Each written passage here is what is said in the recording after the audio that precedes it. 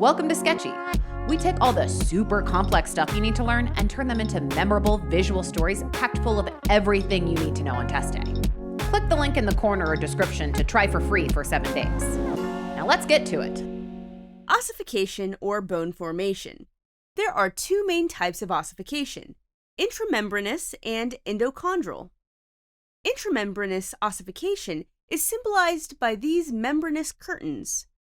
The skull-shaped flowers blooming from this plant's stem should help remind you that intramembranous ossification involves the formation of bones directly from stem cells. And for the most part, when we're talking intramembranous, we're talking flat bones like skull bones.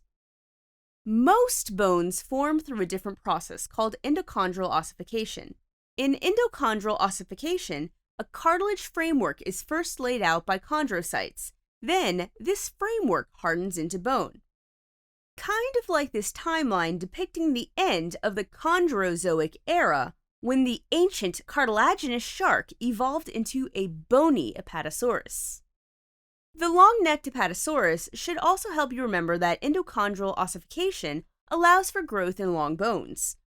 Throughout childhood, as cartilage in the epiphyseal plate is replaced by bone, the ends of the bone are pushed farther and farther apart.